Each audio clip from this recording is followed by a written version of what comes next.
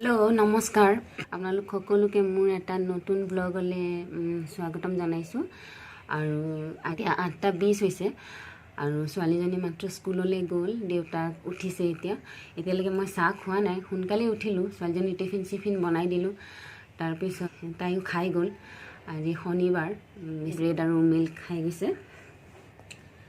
তাৰপিছত মলে চাহ খাই ভাল নালাগে দেউতাক উঠিছে এতিয়া তো একেলগে আমি চাহ খাম আৰু বহুত কাম আছে কালি ব্লগ দিব পৰা নাই কালি পৰহি দুদিন কাপোৰ ধুলোঁ কাপোৰবিলাক সামৰিব আছে কাপোৰ ধুব পাৰি বাচন ধুব পাৰি কিন্তু এই সামৰাৰ সময়ত বহুত টান লাগে বাচন ৰাখা নিজৰ জেগাত আৰু নিজৰ জেগাত কাপোৰ ৰাখা মানে বহুত টান কাম লাগে গতিকে আছে এইবোৰ কাম লাহে লাহে কৰিব লাগিব ল'ৰাটো উঠা নাই ল'ৰাটো শুই আছে এতিয়ালৈকে তাৰপিছত সি দেৰিকেই উঠে ছোৱালীজনীক পঠাই এতিয়া অলপ বহিছোঁ আপোনালোকৰ লগত আড্ডা অলপ মাৰোঁ বুলি ঘৰকেইটা বহুত লেতেৰা কৰি ৰাখিছে ইহঁত দুটাই এইবোৰো চাফা কৰিব লাগিব আৰু আজি শনিবাৰ ছোৱালীজনী সোনকালে আহি পাব আৰু ল'ৰাটোতো ইয়াতে দৌৰা দৌৰি কৰি থাকে এইটো ৰুমত সেইকাৰণে দেউতাকে কি কৰিছে পুৰা ৰুমটোৱে খালী কৰি দিছে আৰু এদিন কি কৰিছে ইয়াতে এখন সৰু টিভি টেবুল আছিল টিভি টেবুলত উঠি সি মানে টিভিতে কিবা লিখিবলৈ গৈছে তো সেইকাৰণে কি কৰিছে দেউতাকে ইয়াতে মানে প্লাষ্টিকৰ টেবুল এখনেই দি দিছে তাতে ই উঠিব নোৱাৰে অলপ ওখ হয় টেবুলখন আৰু ঘৰৰ অৱস্থা চাওক সি লিখিব পৰা পেঞ্চিল ধৰিব পাৰাৰ পৰা পুৰা ঘৰৰ অৱস্থা নাইকিয়া কৰি দিছে মানে কোনো এটা ৰুম খালী নাই পুৰা গোটেই ৱাল পুৰা কালাৰ পেঞ্চিল কলম যি হাতত থাকে সেয়াই সি আঁকি দিয়ে খালি আপোনাৰ পূজাৰ ৰুমটো বাচিছে পূজাৰ ৰুমটো এনি টাইম সোমাই নাথাকে বুলি এই ৰুমটো বাচিছে তাৰপিছত গোটেইকেইটা ৰুম পুৰা ৱাল পুৰা নষ্ট কৰি দিছে বেছি দিন হোৱা নাছিল কালাৰ কৰা 3-4.5 বছৰমান হৈছিল কিন্তু সি জন্ম হোৱাৰ পেঞ্চিল ধৰিব পৰাৰ পিছৰ পৰা গোটেই ৱালৰ অৱস্থা নাইকিয়া কৰি দিছে মানে এনেই কপি দিওঁ লিখিবলৈ সি কপিত নেলিখে কপিত লিখা এৰি ৱালত যায়গৈ ৱালত লিখে পুৰা জানিও লিখে সি আৰু এতিয়া বহুত শান্তি হৈ আছে সি উঠা নাই যে সি উঠিলে আৰু মানে ঘৰত পুৰা হুলস্থুল হৈ থাকে টিভিত গান লাগিব গান দিলে সি নাচিব এনেকেই হৈ থাকে তাৰপিছত এতিয়া বলক কাম চাম কৰি লওঁ চাহ তাহ খাই লওঁ আৰু আপোনালোকক তাৰপিছত আকৌ লগ পাম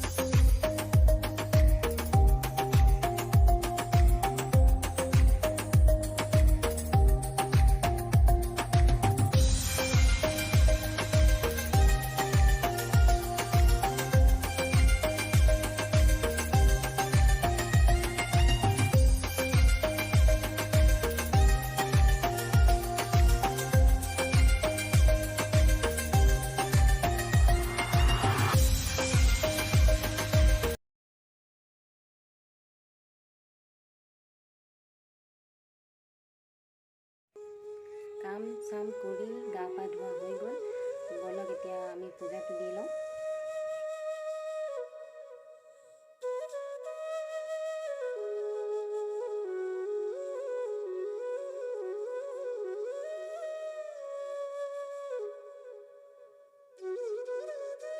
কাঁহ পিতলৰ বাচন যদি কোনোপধ্যে চাফা হোৱা নাই তেনেহ'লে এই পাউডাৰটো ইউজ কৰিব পাৰে পিতাম্বৰী বুলি আৰু চাওক মই পুৰা নতুন হৈ যায় অলপ লগাই ধুই দিলেই হৈ গ'ল পুৰা নতুন হৈ যায়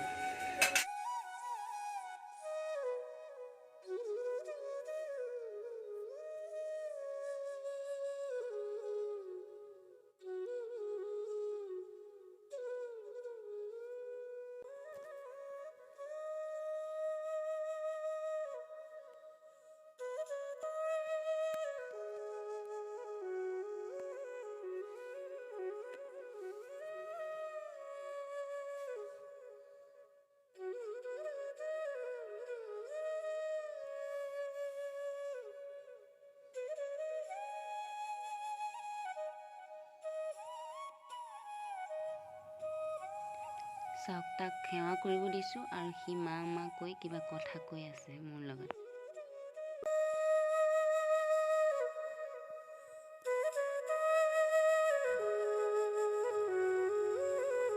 চাওক সি আকৌ প্ৰসাদ চুৰ কৰি খাই গুচি গ'লগৈ। চাওক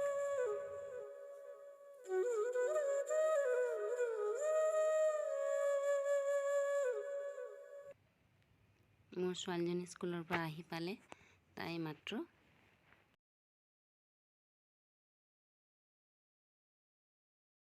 সিদিনা যে মাছ আছিল সেইখিনি আজি বনাওঁ আৰু বহুত ইজি প্ৰচেছত বনাম, বহুত কম সময়তে বনাম। চাই থাকক কেনেকৈ বনাওঁ। পূৰা বৰফ হৈ আছে, পানী দি থৈছোঁ কিমানখিনি সময়ত গ'লে। তাৰপিছত আলু, ওলকবি আৰু পিঁয়াজ আৰু বিলাহী এইখিনি পেষ্ট কৰিব লাগিব। পিঁয়াজ আছে, আদা আছে আৰু জলকীয়া আছে, পেষ্ট কৰি ওলকবি আৰু আলু কুকাৰত এটা হুইচেল মাৰি ল'ম। নিমখ, হালধি, অলপ পানী দি এইখিনি বইল কৰি ল'ম। এটা হুইচেল, বেছি হুইচেল নহয়, এটা হুইচেলত যিমানখিনি সিজে। মাছটো ফ্ৰাই কৰা হৈ গ'ল আৰু বিলাহী, এইটো পিঁয়াজ, আদা আৰু জলকীয়া পেষ্ট, তাৰপিছত ধনিয়াৰ পাত, নিমখটো ইয়াত কম দিব কাৰণ তৰকাৰীটো তাতেও বইল কৰোঁতে দিয়া আছে। তাৰপিছত হালধিও কম দিব, তাতে হালধি দিয়া আছে। তাৰপিছত জিৰা গুড়া অলপ দিব, 1 চামুচ। যদি জলকীয়া খায় জলকীয়াৰ গুড়া দিব পাৰে, কিন্তু মই নিদিওঁ, মোৰ ল'ৰাটো বেছি জ্বলা নাখায়। তাৰপিছত কাশ্মীৰী ৰেড চিলি পাউডাৰ, এইটো দি দিওঁ অলপ কালাৰৰ কাৰণে। মাছ ফ্ৰাই কৰিছিলোঁ যে তেলটো এইটোৱে হয়। এতিয়া ইয়াতে বনাই ল'ম, এইখিনি তেলতে হৈ যাবগৈ। তেলো কম লাগে আৰু সময়ো কম লাগে। আপোনালোকে বনাই চাব, বহুত ইজি হয়, পটক কৰি হৈ যায়। তেলটো গৰম হৈ গৈছে, ইয়াতে অলপ ক'লা জিৰা আৰু যিটো মছলা মই বনাই থৈছিলোঁ এইটো এতিয়া ইয়াতে দি দিম। অলপ পানী মিক্স কৰি ল'ব আৰু এতিয়া এইখিনি ইয়াতে দি দিম।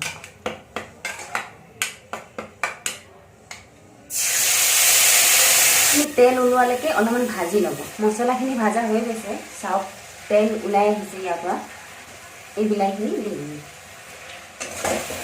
বিলাহীখিনি গলি লওক, তাৰপিছত তৰকাৰী দিম।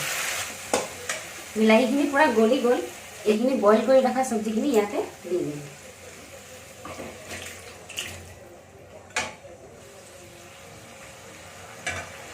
এইখিনি এতিয়া অকণমান উতলিব দিয়ক, অলপ ভাজি লওক আৰু বইল কৰোঁতে বেছি পানী নিদিব। পানী লাগিলে পিছত দিব, বইল কৰোঁতে বেছি নিদিব। চব্জিবোৰ সিজিয়ে আছে, তৰকাৰীটো চাওক উতলিব ধৰিছে। এতিয়া যিমান পানী লাগে সিমান পানী দিলেই হ'ল। এইটো গৰম পানী আছে, গৰম পানী দিম মই। গৰম পানী দিলে আৰু সোনকালে হ'ব তৰকাৰীটো।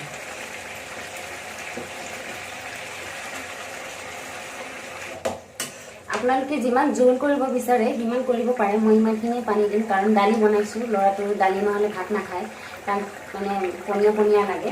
তো ইমানখিনিয়ে পানী দিছোঁ। এই মাছখিনি ইয়াতে এতিয়া দি দিম।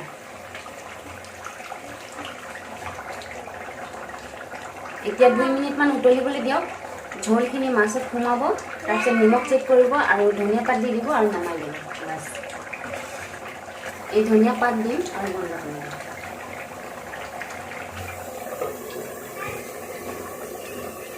হৈ গ'ল মোৰ তৰকাৰী। আৰু এনেকৈ বনাই চাব, বহুত কম সময় লাগে আৰু কম তেলো লাগে, কম ইনগ্ৰিডিয়েণ্টো লাগে আৰু বনাই চাব, ভাল লাগে, টেষ্ট হয় বহুত। হাই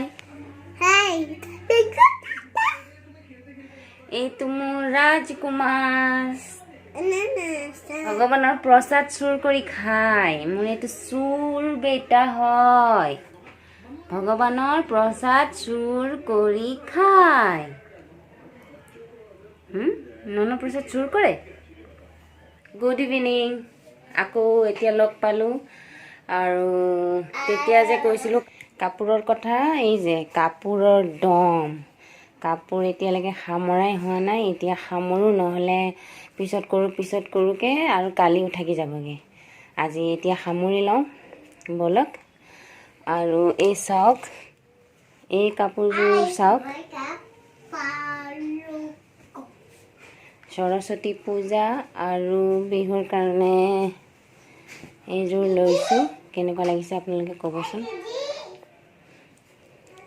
চিলোৱা নাই এতিয়ালৈকে কোনো ফিনিচিং হোৱা নাই খালি কেনেকুৱা লাগিছে কাপোৰযোৰ ক'ব কমেণ্টত কাৰ কাপোৰ আগত ভাগ কৰি লওঁ সোনকালে হ'ব চবৰে কাপোৰ এক্সট্ৰা ভাগ কৰি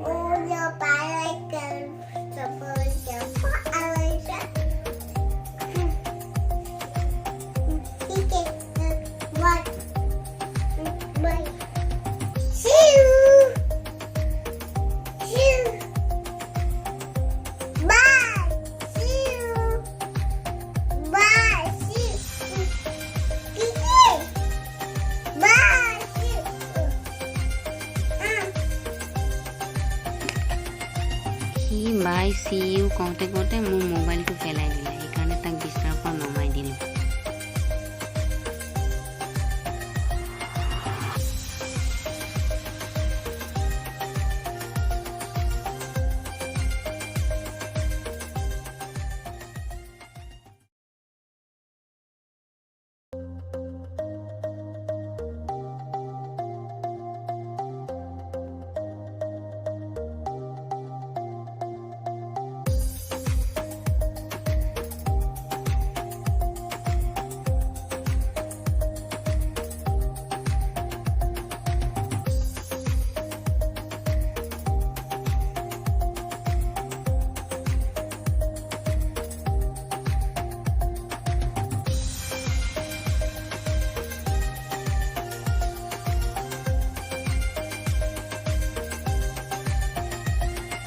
গুড নাইট